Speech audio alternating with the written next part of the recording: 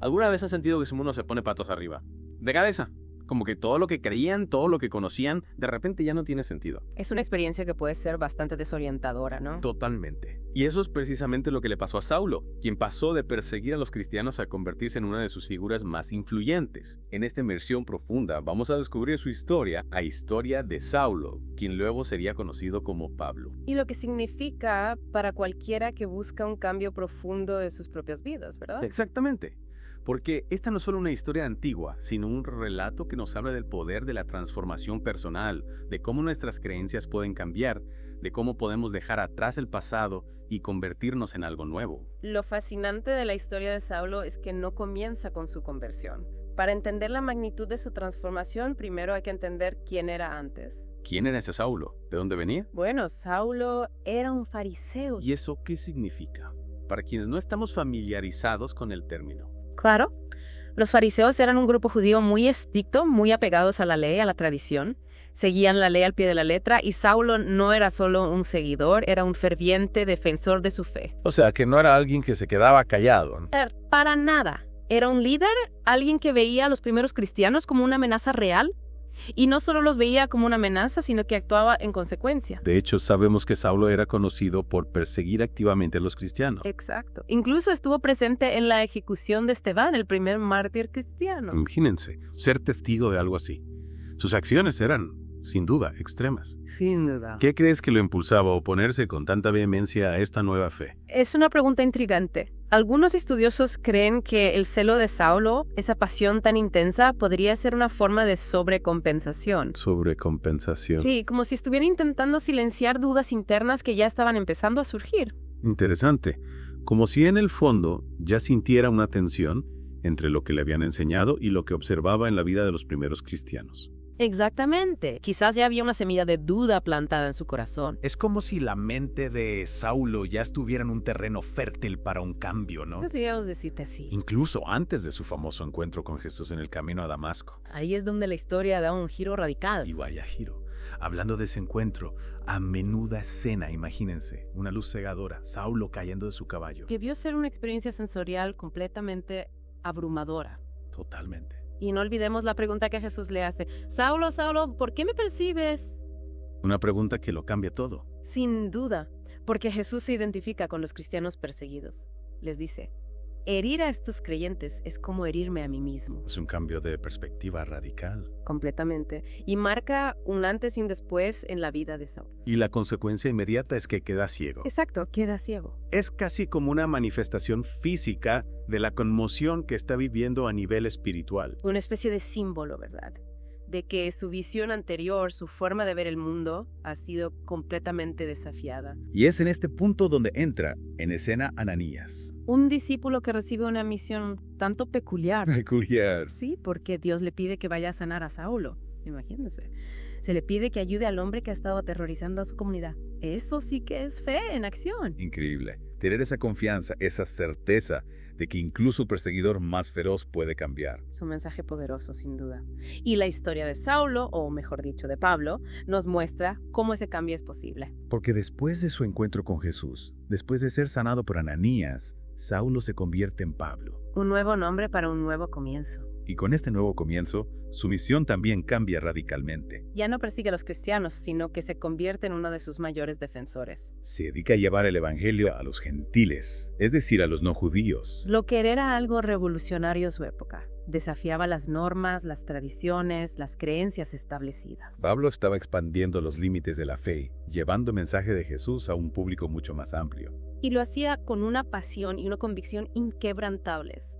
Pablo era incansable. Predicaba en sinagogas, en plazas públicas, donde fuera que la gente se reuniera. No se limitaba a un solo tipo de audiencia. No, para nada. Debatía con filósofos, con líderes religiosos, incluso con gobernantes. Imagínese, enfrentándose a las mentes más brillantes de su época, defendiendo sus ideas con convicción. Y no solo eso, también escribía cartas, epístolas, que enviaba a las comunidades cristianas que iba fundando. Esas cartas no se convirtieron luego en parte del Nuevo Testamento. Exactamente.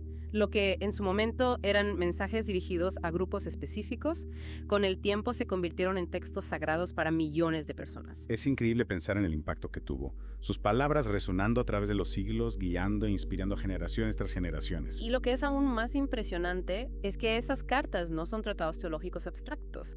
Son textos muy prácticos, llenos de consejos, de reflexiones, de respuestas a problemas concretos. Ya que no se quedaba solo en la teoría, sino que daba soluciones para la vida cotidiana. Exacto. Pablo abordaba temas como la ética, las relaciones interpersonales, la organización de la iglesia. Daba orientación sobre cómo resolver conflictos, cómo vivir en comunidad, cómo enfrentar las dificultades. Es como si fuera un consejero, un mentor, que acompañaba a los creyentes en su camino. Y lo hacía con una sabiduría y una compasión que traspasan el tiempo.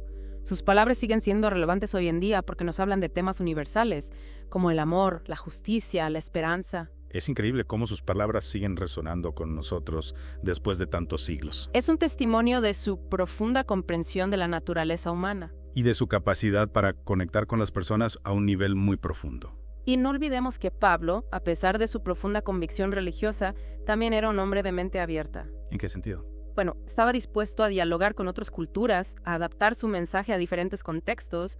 No se encerraba en una burbuja, sino que se abría al mundo, a la diversidad. Eso es algo que a veces se olvida, ¿no?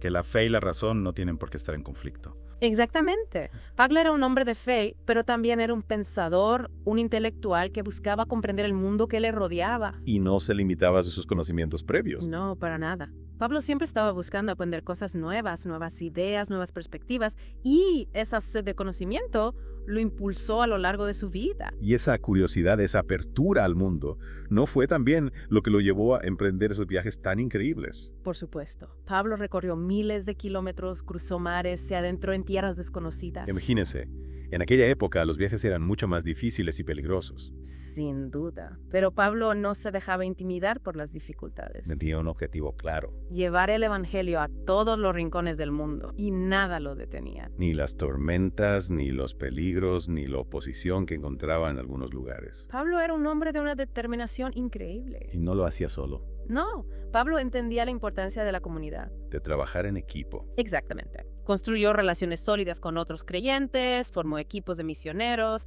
se apoyó en las comunidades cristianas que iba estableciendo. Entendía que el cambio social, la transformación del mundo, no se logra de forma individual. Sino a través de la colaboración, de trabajo conjunto, de la unión de fuerzas. Y esa es una lección que sigue siendo muy relevante hoy en día. Sin duda. Los desafíos que enfrentamos como sociedad son demasiado grandes para que una sola persona o grupo los resuelva. Necesitamos unirnos, compartir nuestros conocimientos, nuestras habilidades, nuestros recursos. Trabajar juntos para construir un mundo mejor. Un mundo más justo, más humano, más fraterno. Y la historia de Pablo nos inspira a hacerlo, nos muestra que es posible. Es cierto, necesitamos unirnos para enfrentar los desafíos del mundo actual. Y hablando de unión, de compartir, no podemos olvidar el legado más perdurable de Pablo. Sus cartas. Ah, sí, sus famosas cartas, las que se convirtieron en una parte fundamental del Nuevo Testamento. Exactamente. Esas cartas que podríamos considerar como sus inmersiones profundas escritas. Me gusta esa analogía. Sus inmersiones profundas por escrito. Se convirtieron en textos clásicos que han trascendido el tiempo. Y lo fascinante es que no son solo tratados teológicos abstractos. ¿A qué te refieres? Bueno, no son solo textos teóricos llenos de conceptos difíciles de entender. Son cartas muy prácticas, llenas de consejos, de reflexiones personales, de respuestas a problemas concretos que enfrentaban las primeras comunidades cristianas. Ya veo. No se quedaba solo en la teología, sino que aterrizaba sus ideas en la vida cotidiana. Exactamente. Pablo abordaba temas como la ética, las relaciones interpersonales, la organización de la iglesia, incluso hablaba de controversias doctrinales, de cómo resolver las diferencias de opinión. O sea, que era como un consejero, un mentor, que guiaba a los creyentes en su camino. Sí, se podría decir que sí. Ofrecía una guía sabia y compasiva a sus lectores, y lo más impresionante es que esas palabras, escritas hace casi 2000 años, todavía resuenan con nosotros hoy. Es increíble, ¿no? Cómo sus palabras han atravesado los siglos y siguen siendo relevantes. Es que nos hablan de temas universales, de las cosas que realmente importan en la vida. El amor, la justicia, la esperanza, la perseverancia, la búsqueda del sentido de la vida. Es como si Pablo hubiera comprendido la esencia del alma humana, las preguntas que nos acompañan a lo largo de nuestra existencia. Y sus respuestas, llenas de sabiduría y de fe, siguen iluminando nuestro camino. Y no olvidemos que Pablo, a pesar de su profunda convicción religiosa, también era un hombre de mente abierta y flexible. Cierto, estaba dispuesto a dialogar con otras culturas, a adaptar su mensaje a diferentes contextos, a buscar puntos de encuentro con quienes pensaban diferente a él. No se encerraba en una burbuja, sino que se abría al mundo, a la diversidad. Exactamente. Y esa actitud de apertura y respeto hacia los demás es fundamental para construir un mundo más justo, más pacífico, más armonioso. Sobre todo en un mundo como el nuestro, tan polarizado, tan dividido. Necesitamos aprender a escucharnos, a comprender nuestras diferencias, a buscar puntos en común, a construir puentes en lugar de muros. Totalmente de acuerdo. Y la historia de Pablo nos muestra que es posible. Su historia es una invitación a la reflexión, a la acción, a la transformación. Nos invita a atrevernos a cambiar, a crecer, a amar, a construir un mundo mejor. Y con esa imagen inspiradora de Saulo convertido en Pablo resonando en nuestras mentes, cerramos esta inmersión profunda, con la esperanza de que su historia nos impulse a ser agentes de cambio, a buscar la luz en medio de la oscuridad, a construir un mundo más justo, más humano, más fraterno. Hasta la próxima.